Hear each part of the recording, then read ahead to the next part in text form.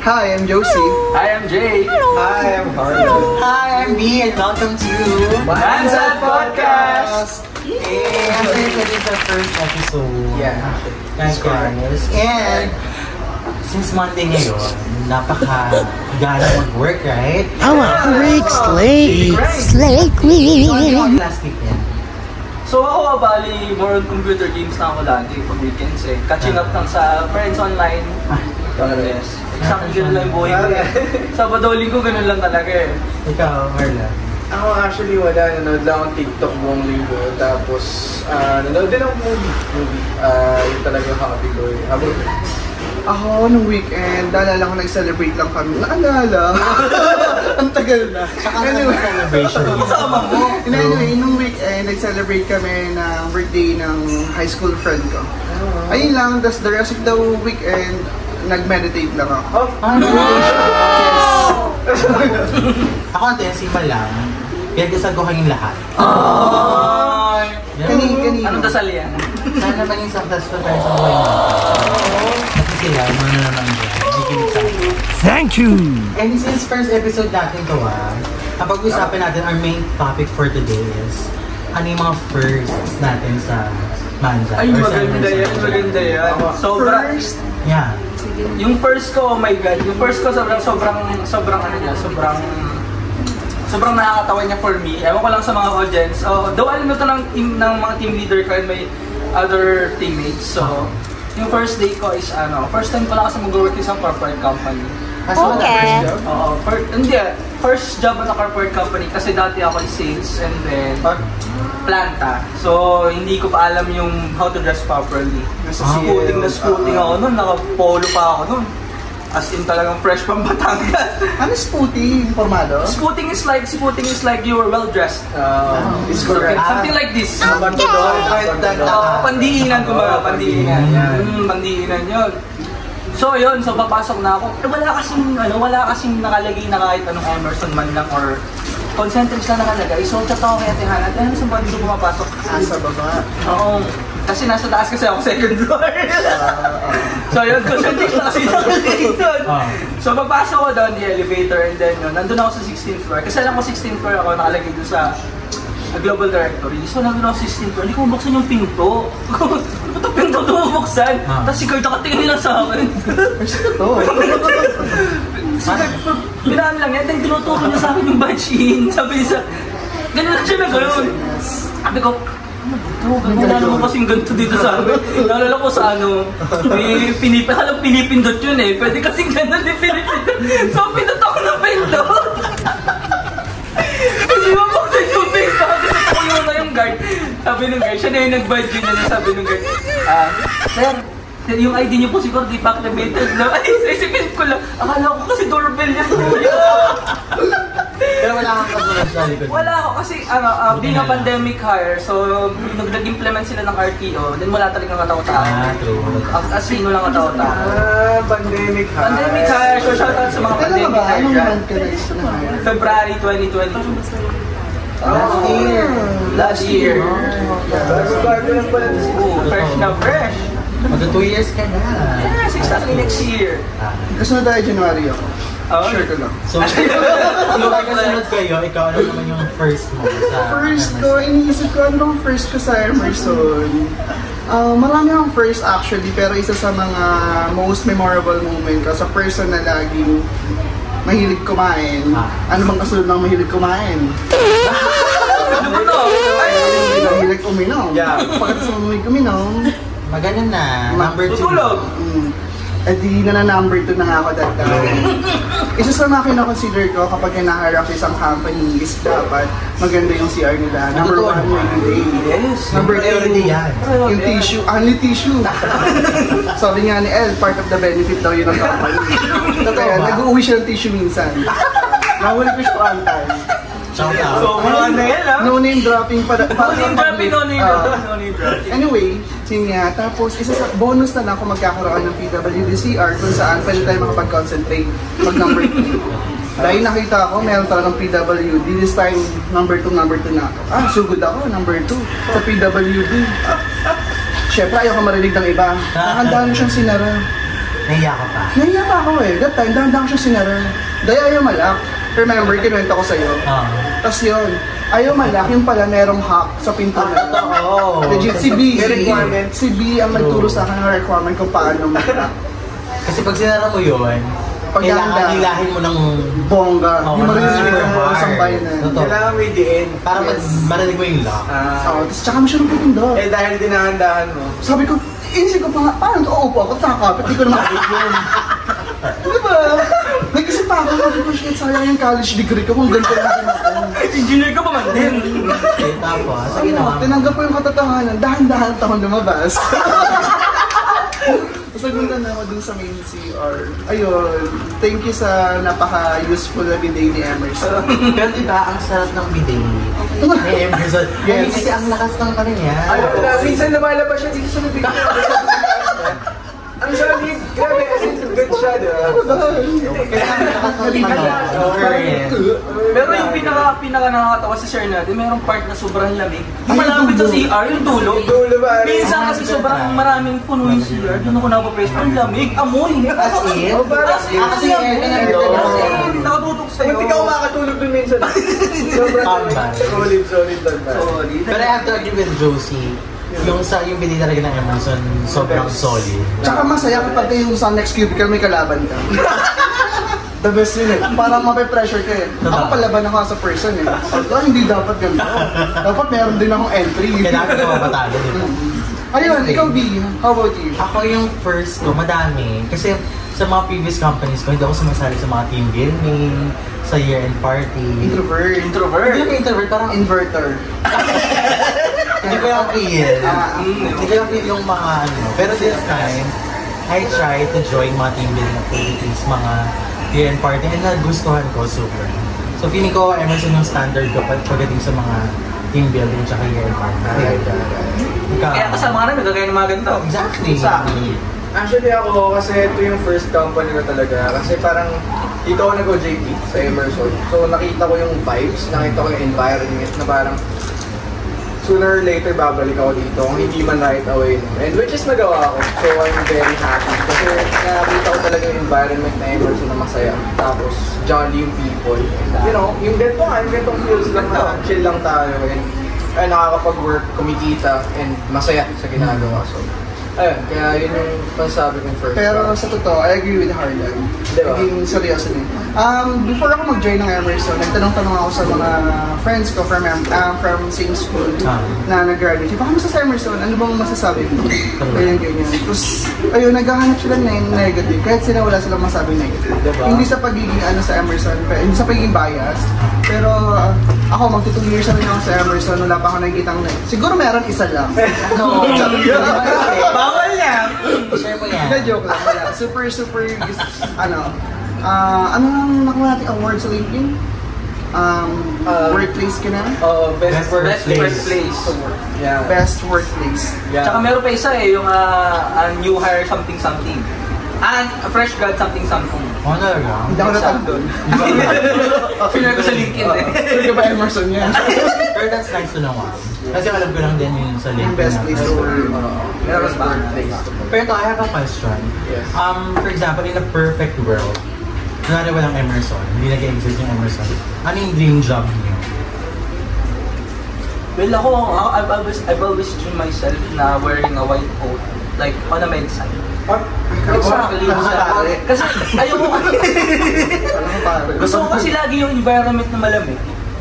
As a fluffy guy, so syempre, at saka fluffy. Hindi naman. Fluffy lang. Kaya nga fluffy, so easy out. So yung gusto ko lagi siya laging medical side. So like laging malamig, laging linis-linis mo ba tingnan.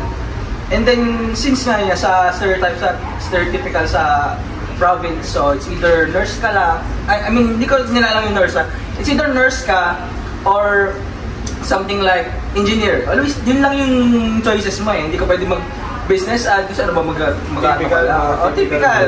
So, pag lalaki ka, hindi ka pwedeng nurse. Ay, Hindi ka pwedeng nurse. Ganun talaga sa province. Exactly. So, engineer lang talaga yung path mo. Wala math ka talaga. close naman nursing, engineering. Oo, baka lapit naman. Lapit naman eh. Same Parang field. pagkala si range. Same field.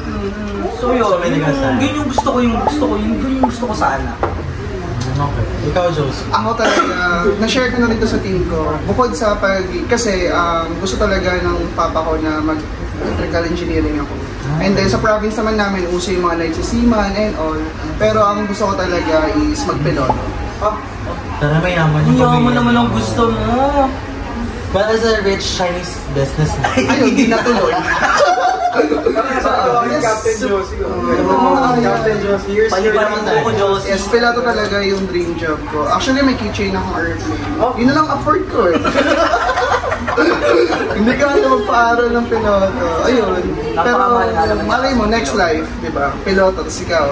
FA ko. I love that. Financial advisor ah. Hindi Ano ka? Financial advisor lang. Pero ako, yung job ko, nung bata pa ako, singer talaga. Ay! Nakikita ko yung sarili ko lumalabas sa TV. Excited. Kaya abangan nyo yung Celebrity Bluff. Bubay. Ano ka na yun? So, totoo, yung as in TV personality. Minsan, naisip ko, alam mo yun, parang Kaya naman. sa hindsight, parang try ko kayo mag-audition sa ganyan. Hindi mo Wala. matakaya. Pero titry mo ba? Hindi, never. You'll never know nga. Until it's short. Pero feeling ko naman, hindi mo matatanggap kasi No. pangit ako. Sabi nga nila, Sabi, kung bibigyan ako ng pagkakataon na ipagawa yung mukha ko, gagayahin ko yan. Oo talaga, bakit? seryoso? Huwag na magpaliwanag. Basta yan ang gusto ko. Basta pumayag na siya. Pumayag na siya. Wait lang yun. Mas parang magiging makita yung mundo kung marami tayong gantong Sa mukha. bagay. Kaya iisa ka lang talaga. I know, right? Buti ka yung mukha mo. Gawin na yan. Ano yung dream job niya? Actually, wala akong dream job eh. Ang siguro dream ko as a person is maging mayaman lang. Yun lang yung naging standard ko, regardless kung anong work ko. Pero wag lang illegal, no? Pero regardless, May offer So, yung sana.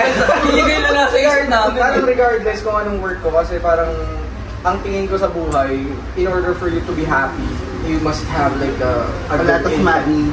You must have like a good income. Financially stable. Financially stable. Yun yung parang tumatak sa akin ng bata ako. So parang para sa akin, regardless kung anong work ko, basta I can provide for my family. I can provide for my significant other. Nervy, ang right mo. Napaka-perfect mo. Ay, hindi. Ako maging mayaman lang pero yung provide for others, no. Tingnan mo na yung sarili mo. Oo. Lagi naman, always choose yourself before you help others. True. Anyway, whatever our dreams may be, Yeah. ano yan, ang importante is mabuti tayong tao. Shit, nagiging mabait na tayo dito. Pero speaking of being mabuting tao, sa inyo, ano yung mga green flags and red flags nyo pagdating sa mga tao? Ano to? In general to? In general. Okay. Sige. Red flag muna. Sige. Ikaw, bahala kayo. kung Sige, gusto ako mo. red flag muna. Super red flag talaga sa akin yung taong naninira ng schedule. Ha, totoo? Super naiinis ako na. Kasi ako, once, busy person kasi ako eh. Once na binok mo, binok in a good way. Meron ka ba? Wait lang. Baka ma-HR pa lang. Ibang time. Once na in-invite mo Yeah. ako to isang event and nag-guest ako sa'yo, lahat ng incoming invite, ibablock ko yun. Kasi professional tayo, kailangan nating paano ba? Parang i-respect yung napag-agreehan nyo. Yes. Ano to? Mapa-formal informal? Yes, lahat. Oo. Tapos once na last minute, nag-change of plan and all. Ako, okay naman kung nabibigyan ng considerate naman ako sa person. Kung life and death. Pero yung bigla na lang na, tatamad lang ka sa pumunta or what. Kalita ko ng gising. Yeah. Kasi syempre mag-e-effort ka doon. Ano susuotin mo? Yung mga ganun bagay ba na ang dami ng masasagasaan, maapektuhan. Yun yung pinaka-red flag ko. Pinaka-red flag ko sa tao. Okay. Green flag, pulo. Basta maayos akong tao. So, feeling ko lang kayo red flag sa akin. Ito kasi yung ba na-appreciate na. Green flag ko yung simple lang, yung appreciative na tao. Na kahit na simple ways na ginawa ako, na-appreciate niya ako. Kaya si B, shout out kay B. Ayun, dito ko pala, si B kasi as a person, kahit super lita ng ginawa. Mahilig siya mag-thank you. Pero most of the time, pangit lang talaga. 70-30 na. 30 lang yung green. Medyo light na nga yung green niya eh. Light Pero green. goods talaga yung appreciative. So, appreciative din. I agree. Uy, bumiwan mo ako. Thank you. Ikaw na. Kung ako to ni Josie, parang ganyan. Ayan, walking red flag kasi. Okay. Kaya pala minsan Ang pangit ng bato sa'yo. May nakita ko Ako yung spicy for me, chicken. Red flag Ay, gusto ko yun. for me. Siguro yung mga taong bossy. Oh, sorry. Saka yung mga taong hindi masyadong nakaka-appreciate. Oh, Ikaw, green flag mo sorry. yung appreciative. Ako parang minsan nakakalungkot. Ewan ko kung red flag yung nakakalungkot. Parang kapag if you're doing a lot of work and effort, tapos hindi ka niya na-appreciate. Parang Red flag you're para doing sa akin. your best, but hindi ka na, hindi na papansin yung effort. Exactly. Red flag para sa akin. Well, for some, maybe small thing na. Pero sa akin, it's a big deal. Yeah, valid yun. Valid yun. Tapos Ano green na- flag for me, yung mga papakinabangan ko. Parang Josie. Yung sir. Parang nasa dapat yung... Parang ikaw yung red Hindi mga taong very generous. Well. May Pinaganda mo. Sa katauhan ni Leia, ni Josie, ni Pat, ni Ash. Lahat sila green flag. Sabi niya Di ba? may purpose yung pagiging ano mo sa akin. Totoo. Ikaw, Jay. Ako naman, ang ayoko sa tao is yung pretender ba? Marami kasing ganun sa Great amin. pretender. Yes, exactly. Lalo yung Can you drill it down pa? Anong sabihin ng pretender sa'yo? pero more on leaning ako sa status mo ba na like alam ko kasi hindi ka ganyan yan, pero bigla ka nagiging ganyan. Iba yung pinapakita yung Plastic. Ay, hindi naman kasi siya plastic eh. Parang bigla ka nag-iiba pag iba na yung kasama mo. Parang basta iba. Parang you're trying to fit in. Oo, you're trying to fit in. Kahit hindi ka Ako naman. kasi, I like people na gusto ko as I am. I will never bend or change para lang sa iba. So, I appreciate sa mga naka-appreciate sa akin. Wait lang, naiyak ako dyan. Kasi sobra kasi, unang-una pala, alam nung bumansat ka, nangingi kasi talaga ako. Hindi naman masyado. Di ba masyado? Hindi pa pala. Sa akin, hindi kita narinig. Ay, buti na lang. May mas Mahina pa pala nangingi to. sa'yo. Ay, okay. Babae siya. Bawal bawal. Yun, so yun yung green and red flag. Ang galing ko, diba? Sinamarize ko na yung tuwan. Dahil ang red flag ko, yung kagaya ng sa'yo actually. Kami mo gumagamit sa akin. Hindi hindi nag-respect ng time. Especially kung let's say, informal naman yung sa akin sa'yo kasi formal. Kasi time is gold. Oo, kumbaga, hindi naman. Kasi ako, Silver na pala. hindi kasi diba, tiga malayo ako, tiga Bulacan ako. So kung let's say for example, mag-e-effort ako, puntahan ka. Tapos, pagdating ko doon, wala ka pa. Kumbaga mag-aantay pa ako ng more than 15 minutes just to... Nauna ka pa, kasi malayo. Buti na layo ng pinagaling ko. Naligo ako, nag-ayos ako, nagpakarga pa ako ng sakyan. Kaya palang sama ng tingin sa akin kasi hindi pa ako nakapagligpit kanina. Umaga pa lang, tinatakot na ako ng G. Paano pag di sila dumating? Ako naman kinabahan. Hindi kasi parang, di ba, parang... hindi mo ba na-respeto yung oras ko? Ang dami kong nilaan para dito sa araw na to. Tapos nung pinuntahan kita, pagdating ko, wala ka pa. Exactly. It won't make sense para sa akin. So parang doon pa lang, pag na-experience ko yun, iritang-irita agad ako. Na parang, Tapos irarasan, traffic kasi sa EDSA. Oo, kaya irarasan parang, sorry, medyo na-late kasi ako nag-isip. Doon ako mas lalong nakakapikon yun, as in solid yun. Parang gusto mong uwian na lang. Yung gano'n. Tapos hindi pa nag-update. Yun yung nakakainis ka pati. Oo, yung Hindi ko magugulat ka na lang. Bigla na lang, ay pre, hindi pala ako pwede. Oo. 3 years na ako dito, pre. Ganun kita kamahal, pre. Pero nasa biyahe na ako, pare. OTW, on the water pala. Malalago pa lang si Barre. Naligo ka pa lang pala. Kasi pwede mo naman kasi siyang intindihin. Like, pre, nangali ako ng gising. Ay, hindi. Ay, hindi ko pa na. Ako lang pala nakakaintindi. Hindi. Actually, agree ako doon. Hindi kasi sa una pa lang meron kayo na pagdesisyonan na that time. Kung i-respeto niya yung oras mo, dapat alam niyo kung saan yung time na, alam niyo kung ano yung time na, di ba? Parang sa akin informal, sa'yo medyo formal kasi yung setup. Pero yun, kapag mga gano'n, friends ko, tapos pupunta ako. Isipin mo, taga Bulacan ako, pupunta ako Makati. Tapos pagdating ko ron, magkaantay ako 30 minutes. Dapat lang ako. Hassle naman talaga. Parang umiinit talaga yung ulo ko doon. Pero yan, ayun lang yung red flag sa akin. Tapos yung green flag ko naman, I'd say, thoughtful na tao. Parang, kunwari, let's say, hindi kayo masyado. Gusto mo masyado. Hindi naman, ibig sabihin, for example, kung hindi kahit hindi para sa akin, kunwari para sa friends niya, ganyan, na parang, nakikita ko na sobrang thoughtful niya sa friends, sobrang thoughtful niya sa family niya, sobrang thoughtful niya sa people around sa kanya. So, ayun, para sa akin yun. Pero alam nyo, habang nagsasalita kayo, I've realized one thing na sana we all see only the green flag sa mga tao. Kung may red flag man sila, parang let's set aside the green flag and let's only see the good in every people. Parang hirap Parang hirap. Oo, totoo, mahirap naman talaga. It's very challenging. Pero, kaya yan. Kasi sabi nga nila, life cannot exist without darkness. Oh my God. Ano na to? Ay, wait. Iba na pala. Sorry, ako gagawa. Pinood ni JT. Ready doon Napadip. Sorry. Pero since first episode nga natin to, yung time natin is very limited lang. So, I have one last parang topic to discuss. Sige, go. Okay. What made you decide to join Emerson? Or Manza? Ako muna. Actually, yung hindi na dahil sa bidet. Ano na. Kasi ako, as an RTU graduate talaga, tapos nag-take ako ng instrumentation and control. Wait na, di ba kasi sa RTU madaming Ano pa yan? Ba't yan mo pa?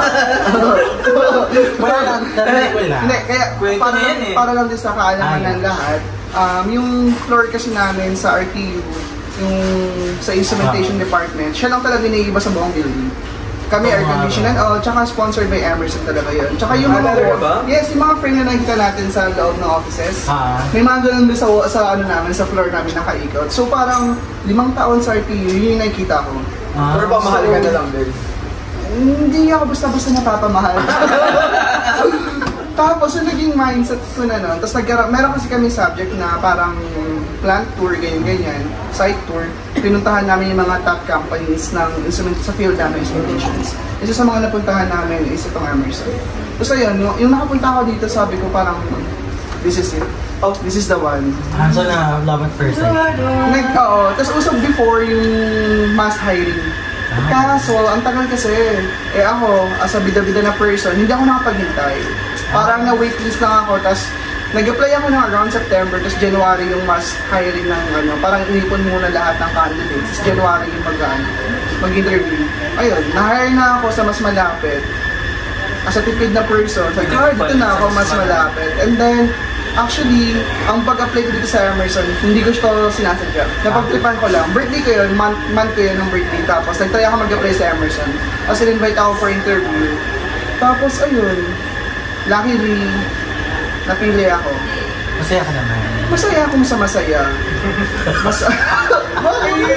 Dapat ko malungkot. Hindi, masaya ako kasi yung paglipat ko, ang move na ginawa ko para mag-join ng Emerson, hindi naging fail. Naging successful sa maraming bagay. Tumakbo, kumbaga. Saktong-sakto. Tamang-tama yung timeline, tamang-tama yung experience na ano ko before. Ayun, wait, naiiyak ako. Oo nga eh. Ano ba to? Ayun lang, basta super happy na nasa Emerson ako. And we're happy as well na kasama ka namin. Sa +1. Ako magbabayad. Dito lang gusto namin bayaran mo to. Ako naman, kasi ano ka, wedding ka. Ayun yung kwento mo. Kwento mo yung nakikita. Kaya naiyak din Pinapalas ka lang naman. Tapos kapit-bahay namin yung Emerson, di ba? So malapit ako sa Emerson. So every time na pupunta akong SM, syempre laging naladaanan yung building ng Emerson. Kasi sabi nila, ano yan, hindi siya call center. For the longest time, since 2010, nasa BPO ako.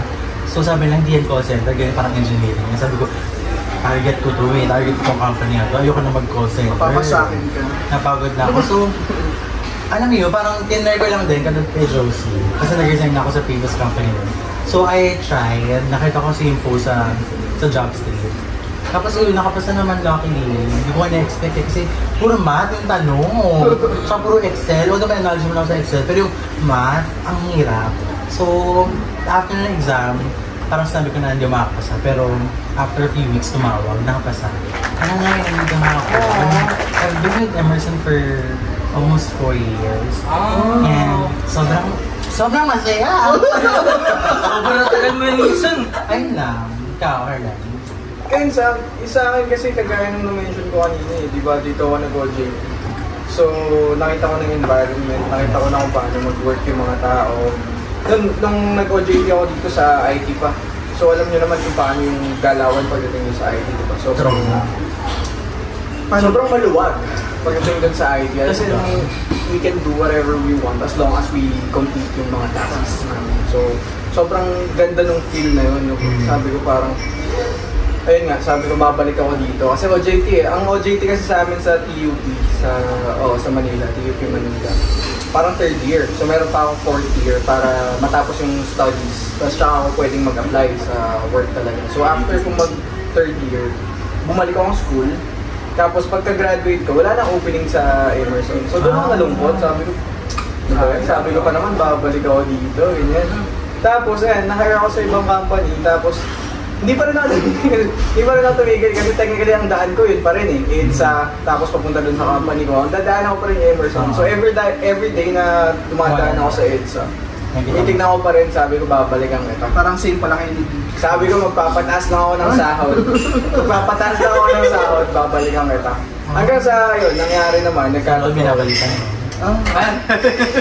Ayun, fortunately, nung naging team lead na ako, nag-apply ako dito and luckily merong opening sa Emerson and I'm so happy and beyond grateful na natanggap ako dito sa Emerson. And ayun nga, as I've mentioned, totoo yung mga sinabi ko na pagdating sa environment, pagdating sa people, sa nakapaligid, yun talaga yung magpapastay sa'yo sa company. So, best of the best talaga. I agree. So, +1 tayo dun sa Ikaw, Jem. So ako naman, kayo kasi alam yung Emerson. Sa amin kasi hindi namin alam to. Ano na ba? Oo, kasi sa amin, pag instrumentation ka, anything related sa engineering, lagi dapat planta. Kasi napapalibutan ng planta eh. Mga refinery, mga shell. Mga sa Batangas, no? Sa Batangas.